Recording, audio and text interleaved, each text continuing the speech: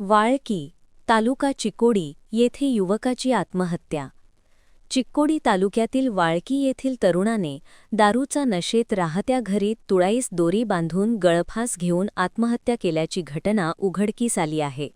मयत दिग्विजय दादासाहेब पाटील, वय वर्षे 38, हा मूळ गाव बोरगाव तालुका निपाणी येथील असून सध्या वाळकी तालुका चिकोडी येथे वास्तव्यास होता.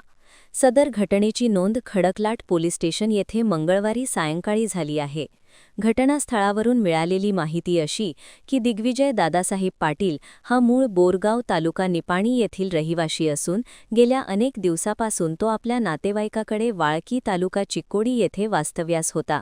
त्याला दारूचे व्यसन होते. वडील दादासाहेब पाटील यांनी दारू पिऊ नको असे सांगितले, परंतु दिग्विजय यांनी वडिलांच्या शब्दाकडे न बघता जास्तच दारूच्या नशेत वावरत असे. 17 फेब्रुवारी 2026 रोजी दुपारी 3च्या सुमारास वाळकी येथील दादासाहेब पाटील यांच्या राहत्या घरात गळफास घेऊन दिग्विजय यांनी आत्महत्या केल्याचे निदर्शनास आले.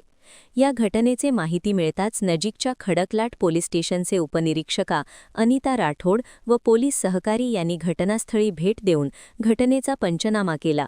मृत दिग्विजयचे वडील दादासाहेब पाटील यांनी खडकलाट पोलीस स्टेशनमध्ये सदर घटनेची फिर्याद दिली आहे. या घटनेचा अधिक तपास खडकलाट पोलीस स्टेशनच्या PSI अनिता राठोड हे करीत आहेत. महान कार्य न्यूजसाठी बोरगावहून अजित कांबळे.